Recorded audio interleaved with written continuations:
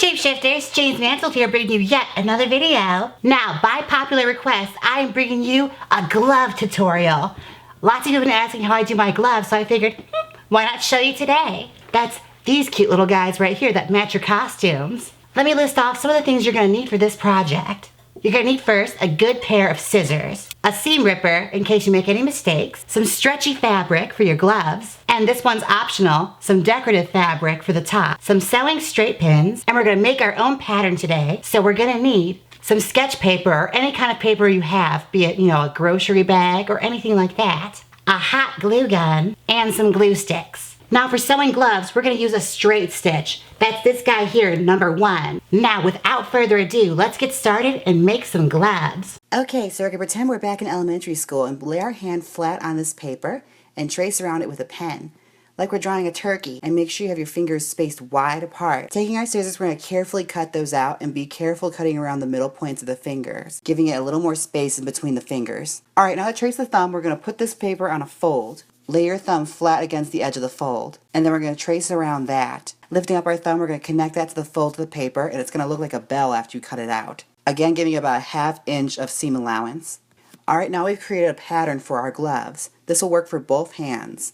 Alright, taking our fashion fabric, we're going to take it on the end that has the most stretch, and that's where we want our fingers to be sewn through, because we want the fingers to have a lot of give when it wraps around. Lay down your pattern, and we're going to take some pins and pin it down. You honestly don't need that many pins for this. And taking our scissors, we're going to give it an inch seam allowance around the glove and cut it out carefully. You don't want to mess up the glove at all. To cut out the fingers, we're going to cut straight down and stop right at the tip of the pattern. Be very careful when you do this, because if you cut too low, you're going to have fingers that are way too low when you start to sew over them, and you'll have holes in your glove. And cut it out carefully. You don't want to go too fast and actually cut off a finger or something. Alright, taking that off, we're going to pin it over again, just pinning the fabric this time.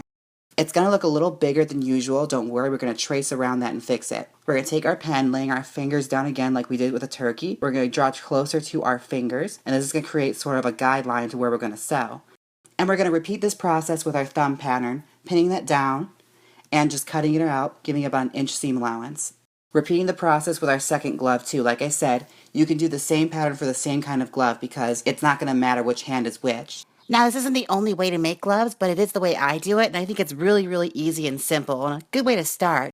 And we're using a straight stitch for this, not a zigzag stitch. Even though the fabric is stretched, we're going to use a straight stitch because the only stretch is going to come from the fabric itself, not from the thread. And when you use a straight stitch for this, it's more likely to stay together longer, whereas a zigzag stitch, there's too much movement, it's going to pop open easier. And it's very simple, just slide that right through your sewing machine until it's at the end, and just double stitch it at the end. The fingers in the glove can be a little trickier, so what we're going to do is we're going to slide that gently through our sewing machine, going slow, and every time you come to a curve, stop, readjust your needle, make sure your needle is down, and go around the curve, slowly tilting your glove. It's very important to go slow on this method, otherwise you're going to go way too fast and screw up the stitching, and you're going to be spending a couple hours with your seam ripper trying to fix it. So just go slow and stop at each curve, and make sure that needle is down when you start. Just following that guideline we made with the pen, that's where our stitching is going to go. Try and get it as close to that guideline as possible. Alright, we're going to try this glove on to see how it fits. Taking our scissors, we're going to cut a few small notches in between the center space of the fingers. That's going to create more movement when we turn the glove inside out. And also taking our scissors, we're going to cut off the excess around the gloves. That way there's not too much fabric in the interior of the glove when you put your finger in it. It's going to bunch up and be uncomfortable for your finger. And just turn that inside out and try it on your hand. It should fit your hand nice and snug. It shouldn't be too tight. If it's too tight, turn it inside out, take some of the seams out, and just sew it a little looser. Alright, this part we're going to be very careful with. We're installing the thumb. So taking our scissors, we're going to cut a small bite inside the fabric while it's on our hand. Be careful not to poke yourself. Make sure it's in an area where your thumb isn't. Just taking the tiniest bite out of the fabric with the scissors, just enough so we can fit our thumb through it. And being ever so careful, we're just going to trim the excess around the thumb area, creating a brand new circle for the hole. And be sure to take your time doing this. Don't go too fast, otherwise you could ruin your glove really quickly. Alright, taking our thumb piece, we're going to slide that over our real thumb. And taking our pen, we're going to draw a little notch there, just so we know where to align the seam with. And see how much we have to trim for the excess. And flip up at the bottom so we see how much excess we have to cut off. It should be about a ½ inch. And turn the glove inside out of itself. And you can stretch that hole out a little bit. That way you have a little more wiggle room when you install the thumb. And remember, we're lining that seam up with the notch we made on the outside of the glove. Just stick that right on through, and we're going to connect it around with pins. Just know sewing this is going to be very, very awkward, so I want you to take your time. Just go slow and make sure your needle is down every time. And just make sure your fabrics are aligned with each other. Because the way we cut it, it should align perfectly. Alright, taking our scissors, we're going to cut off any excess threads. We don't want anything long hanging inside the glove. That's why it's going to be weird inside of our fingers. Alright, now we're going to do some decorating. This is a finishing touch on the gloves I make, especially if you make my teddy bear looks. This is how you make the little furry cuff. What you're going to do is take our little excess fur, we're going to put that down, and about, I want to say 3 inches, we're going to put that on a fold and just wrap it around the glove and get about a 1/2 inch seam allowance on the end. And just cut out 2 pieces of that for each glove. Just feed that through your machine, fold it, and then sew up the end. And just turn the cuff inside out, and we're going to finish off the end with a straight stitch. And it should create a nice little cuff. Repeat the same process for the other cuff as well, and just trim off any excess threads.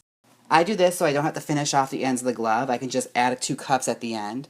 And especially since it's a costume piece, no one's going to see it, so you don't have to worry too much about heavy finishing on anything.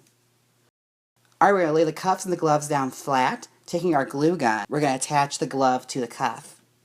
And how far back you go with the glove is completely up to you. You can do evening length gloves. All you have to do is just extend the pattern.